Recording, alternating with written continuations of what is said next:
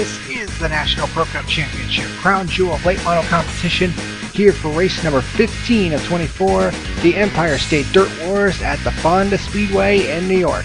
Pepsi Max, proud sponsor of the pole award given to the fastest qualifier at each National Pro Cup Championship event. And on the pole for the second time this season, the number 1 of Eric Drake Rider. Really shouldn't be that much of a surprise considering that he has been perfect so far on short tracks, as this is the first dirt event of 2014 of 2, the other being at the Terre Haute Action Track later on this season, as Drake Rider gets the jump on the rest of the field and leads them into turns 3 and 4, and he will lead the first lap of the event, and getting that most precious bonus point that he, well, kind of needs right now, considering that he is a little bit behind his championship rival Chuck Johnson in the 18. Here's a bit of 3 wide back in the pack as the Michael Brown Racing teammates going side by side underneath a couple of cars as they get around the 71 of Zach Gott, and heading into turn 1 and 2 they get around the 56 of Sean Johnson. Whoa, as the cars get a little bit of tail happy right there. As you can see, these guys going sideways through these turns and off into the straightaways. Different kind of tire compound here today, specifically for dirt racing. Not very often that these drivers are going to get to do this season, as Drake Rider begins to pull away from the pack. Lost quite a bit of ground last week at Boston due to a crash that he kind of sort of caused. But he's back here today and leading here at Fonda and hoping to make up some ground on his championship rival. Speaking of which, Chuck Johnson once again near the back of the pack to start this race, currently running in the 16th position. Once again, not where we usually see him. We usually see him running inside the top 10 and up to the top 5. But once again, not a very good start to the day for Chuck Johnson, as he's running in the number 16 position and finding it pretty difficult to get around that 02 car in front of him. The first and only caution of the day would come out on lap number 39. The 71 of Zach Gott has been struggling a little bit, and into turn number 1 he goes hard into the inside wall as he loses the back end, and the 08 of Ray Takita also loses the back end.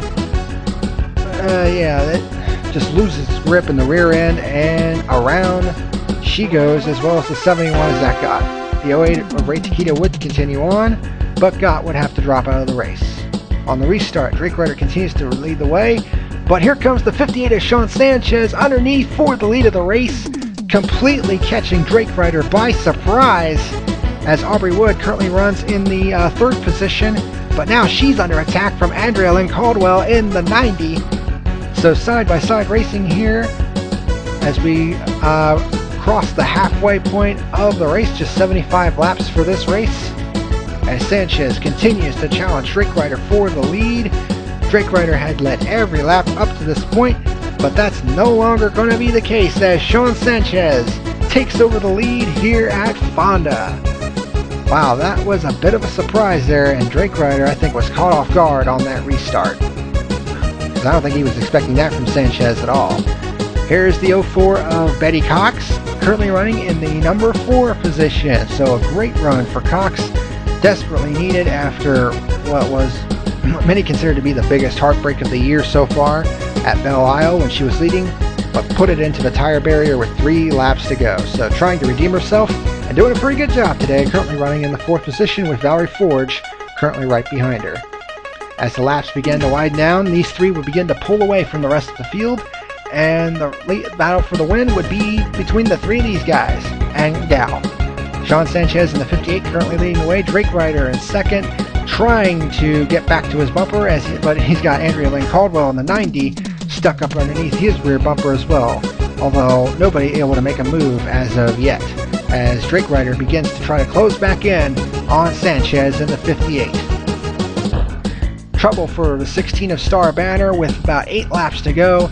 A tire hub failure on the 16 puts her out of the race very late in the going, so tough break for Star Banner. She was running up inside the top 10 at the time of her hub failure, so tough break for Star Banner and the 16 team.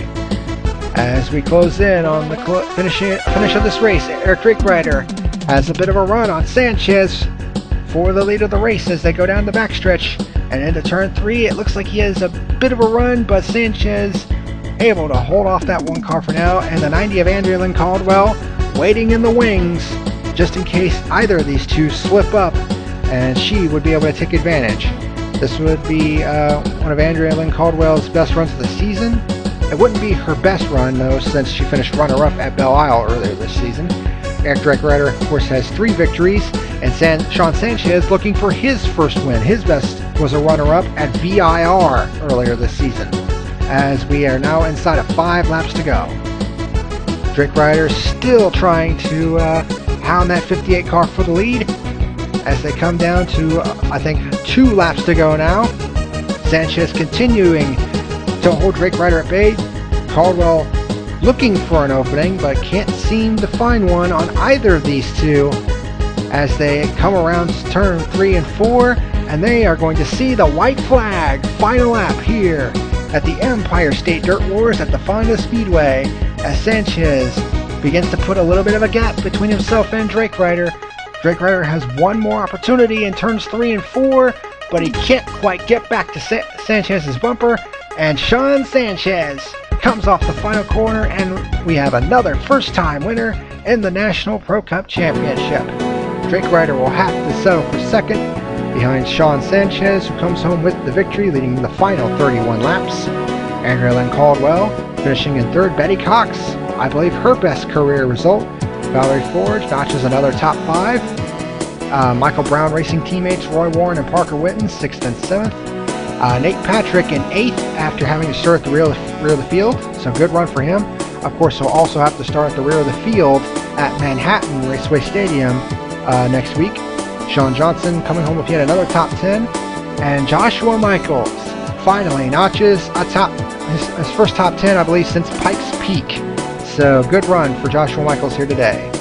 Alexis Farr comes home in 11th. Jennifer Duke, decent run for her, comes home in 12th. Chuck Johnson, a bit of a struggle today, coming home in 13th as it was for John Quackenbush, who I think this was his first time ever on dirt, coming home in 14th. Aubrey Wood was 3rd on that final restart, but got stuck on the high lane and faded all the way back to 15th. Nick Van Gelder was really off today, coming home in 16th. Arthur Gordon 17th, Ray Takita 18th, Benny LaBouffe in 19th, and Starbanner and Zach Gott, your only 2 drivers out of the race today.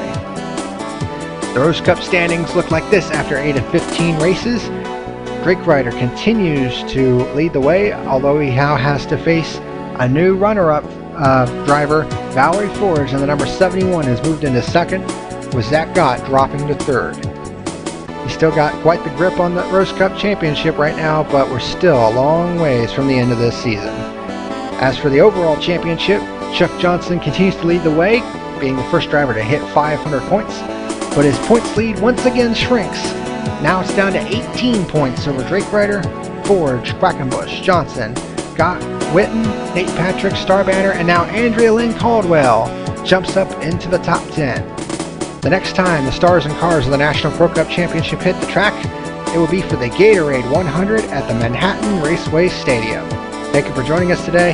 I'm color commentator John Lyondike, and we'll see you next time.